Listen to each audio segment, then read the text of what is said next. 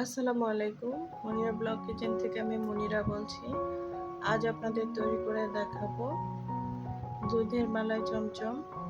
তো আপনারা খুব সহজে গুঁড়া দুধ আর একটু লিকুইড দুধ দিয়ে এই রেসিপিটি তৈরি করে নিতে পারবেন।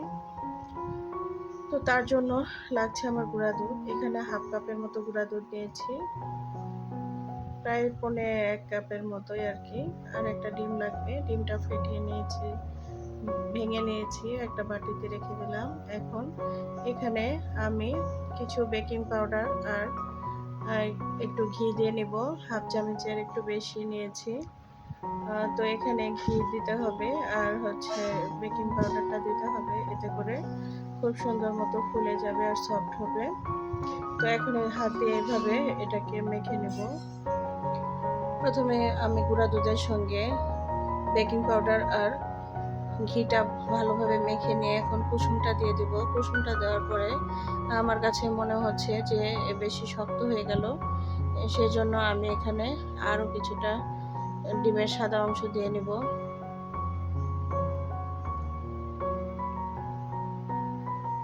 তো আমি এখানে পরিমাণে খুবই কম বানিয়েছিলাম, 8টা মতো হয়েছে। আপনারা যদি বেশি বানাতে চান সেই ক্ষেত্রে এখানে গুঁড়া দুধের পরিমাণটা 1 কাপ দিবেন, তাহলে কিন্তু অনেকগুলো হয়ে যাবে। তো এই যে দেখুন, আমি এটাকে এভাবে মেখে নিয়েছি আর এইভাবে রেখে দেব 10 মিনিটের মতো। 10 মিনিট পরে ফিরে আসব। আর এখন আমি দুধটা তৈরি করে নিব, দুধটা জাল করে নিব। এখানে আমি এই যে দুধ জাল করে নিচ্ছি, দেখতে পাচ্ছেন এই দুধটা কিন্তু অনেক ঘন। প্রাণের যে দুধগুলো থাকে সেই দুধগুলো আমি নিয়েছি। আড়ং বা প্রাণের দুধ আপনারা এখানে নিতে পারেন, বা এছাড়াও খাঁটি গরুর দুধও নিতে পারেন, বা পাউডার গুঁড়া দুধও গুলিয়ে এখানে ব্যবহার করতে পারেন। তো এই দুধটাকে আমি আরও ঘন করে নেব। তো এখন এই দুধটাকে জাল করে বলক তুলে নিয়েছি, দেখতেই পাচ্ছেন এই যে। তো এখন এটাকে জাল করে রাখবো। এখানে একটা টিপস বলি, দুধটা যখন আপনারা জাল করবেন এভাবে চামচ রেখে দিবেন, এতে করে দুধ বলক উঠলেও পড়ে যাবে না। তো এখানে চিনি দিব, চিনিটার পরিমাণ এখানে আপনাদের টেস্ট বুঝে দিবেন, যে যেমন মিষ্টি খেতে চান সেই পরিমাণে মিষ্টি দিবেন, চিনি দিবেন, তাহলে সেরকম মিষ্টি হবে। তো এখন এই যে চিনিটা দুধের সঙ্গে আমি এভাবে দিয়ে নেব, মানে চামচ দিয়ে নেড়ে নেব, এতে করে চিনিটা গলে যাবে। আর খুব সুন্দর করে এই দুধটাকে আরো ঘন করে নেব, একদম মাখো মাখো, মানে ঘন একটা ভাব চলে আসবে। আপনারা এরকম দুধ জাল করার সময় দেখবেন অনেক সময় অনেক অন্য জায়গায় যেতে হয়, তো সেক্ষেত্রে একটা চামচ দিয়ে রাখবেন, এতে করে দুধ বলকালে কিন্তু পড়ে যাবে না। তো এটা একটা টিপস দিলাম। তো এখন মিষ্টিগুলো বানাতে চলে আসলাম। এই যে মিষ্টিগুলো বানাবো, তার জন্য একটু ঘি লাগিয়ে নিচ্ছি হাতে। তো এখন এই যে হাতের মধ্যে নিয়ে নেব, আমি একটু এই গুঁড়া দুধের যেটা মিষ্টি বানানোর জন্য রেডি করে রেখেছিলাম, একটু হাতে নেড়ে চেড়ে নিয়েছিলাম, নিয়ে হাতটাকে ধুয়ে মুছে নিয়েছি। আর এখন হাতে ঘি লাগিয়ে এভাবে তৈরি করে নিচ্ছি। তো প্রথমে একটু সুন্দর করে গোল করে নিয়ে তারপর হাতে এভাবে লম্বা করে শেপ দিয়ে নেবেন। এখানে কিন্তু একটা কথা, সেটা হচ্ছে প্রত্যেকটা একই মাপে যদি আপনারা তৈরি করতে পারেন তাহলে মিষ্টিগুলো কিন্তু একদম সুন্দর পারফেক্ট একই মাপের হবে। আর যদি ছোট বড় হয় সেই ক্ষেত্রে কিন্তু মিষ্টিগুলো ছোট বড় হবে।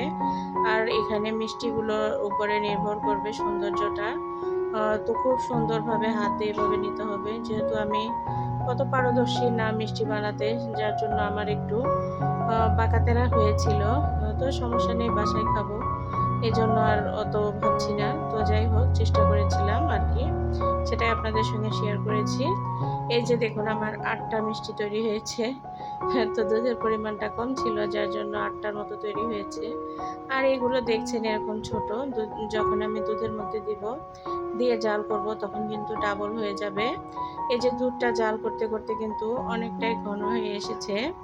তো এখন এই যে ভালো করে বলক উঠিয়ে নিতে হবে, নেওয়ার পরে মিষ্টিগুলো ছেড়ে দেব। তো এখানে মিষ্টি দেওয়ার পরে সঙ্গে সঙ্গে নাড়তে যাবেন না, এতে করে ভেঙে যাওয়ার সম্ভাবনা আছে। তো সেই ক্ষেত্রে আপনারা মিষ্টিগুলো দিয়ে ভালো মতো বলক উঠিয়ে এরপরে কড়াইটা ধরে একটু দুলিয়ে নেবেন, এতে করে আর নিচে লেগে যাওয়ার সম্ভাবনা থাকবে না। এই যে এভাবে দুলিয়ে নিতে হবে। তো এখন আমি এটাকে ঢাকনা দিয়ে ঢেকে জাল করে নিব। ঢাকনা দিয়ে ঢেকে এটাকে 10 মিনিট জাল করে নিতে হবে। আমি একটু চামচ দিয়ে জাস্ট একটু ঘুরিয়ে চতুর্পাশে একটু ঘুরিয়ে দেওয়ার চেষ্টা করছি, এই আর কি। তো প্রথমবার মিষ্টি আমি ট্রাই করলাম। এর আগে অন্যান্য মিষ্টি বানিয়েছি, এ ধরনের মিষ্টি কখনো বানাইনি। প্রথমবার আমি ট্রাই করেছি, জানি না কতটা সফল হব। তো আপনাদের সঙ্গেও শেয়ার করলাম। এই যে দেখুন, জাল করাতে ধীরে ধীরে মিষ্টিগুলো ফুলে উঠছে, ডাবল হয়ে যাচ্ছে। তো আমার আসলে মিষ্টিগুলো দেখতেই পাচ্ছেন খুব সুন্দর করে তৈরি করতে পারিনি, যার জন্য একটু ছোট বড় হয়েছে। তো এখন এটাকে আরও জাল করে নিব। জাল করলে একদম মিষ্টিটা আরও ফুলে যাবে, তুলতুলে হয়ে যাবে। তো এই যে একটু করে নেড়েচেড়ে দিব আর একটু করে জাল করে নিব। ভিডিওর মাঝে যদি কোনো ভুল ত্রুটি হয় প্লিজ ক্ষমা সুন্দর দৃষ্টিতে দেখবেন, আর যদি কোনো শব্দ পেয়ে থাকেন প্লিজ স্কিপ করে যাবেন। তো ছিদ্রটাকে আমি একটা কাগজের সাহায্যে বন্ধ করে দিয়েছিলাম। দেওয়ার পরে দেখুন প্রচুর ধোয়া হচ্ছে। তো এই যে মিষ্টিগুলোর লুকটা দেখুন, এরকম হয়েছে। এটাকে আমি একদম পুরোপুরি জাল করে নিব 10 মিনিটের মতো সময় নিয়ে। আর এটাকে এইভাবে জাল করে রেখে দিব 2 ঘন্টার জন্য। এতে করে মিষ্টিগুলো এই যে দুধটা দেখছেন, এটা কিন্তু আরও টেনে নেবে। টেনে নিলে মিষ্টিটা ভিতরে, এখানে যেহেতু দুধের মধ্যে চিনি দেওয়া আছে, সেটা কিন্তু টেনে নেবে। তো এভাবে আবারও ঢাকনা দিয়ে ঢেকে আরও কিছু সময় জাল করে নেব। টোটালি 10 মিনিট জাল করে নিতে হবে। 10 মিনিটের বেশি জাল করার কোনো প্রয়োজন নেই। তো আবারও আপনাদের দেখাচ্ছি, দেখুন এই যে এরকম হয়েছে। আমি কিন্তু এখন নেড়েচেড়ে চুলাটাকে বন্ধ করে দিব। এখন একটু চুলার হিটটা মিডিয়ামে রেখেছি। আমার এই যে মিষ্টিগুলো কোনোটা বড় কোনোটা ছোট হয়েছে, এক মাপের তৈরি করতে পারিনি। আপনারা তৈরি করার সময় অবশ্যই কিন্তু এক মাপের তৈরি করার চেষ্টা করবেন। তো দেখতে পেলেন কত সহজে আমি একটা পারফেক্ট মালাই চমচম তৈরি করে নিয়েছিলাম।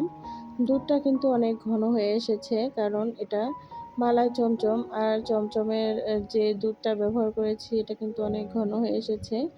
আর এটা আমি এভাবে রেখে দিয়েছিলাম, 1 ঘন্টা পরে আপনাদের দেখাচ্ছি এরকম হয়েছে। আপনারা যদি চান এগুলো উঠিয়ে দুধের মধ্যে কোট করে নিতে পারেন, তাহলে কিন্তু খুব সুন্দর হবে।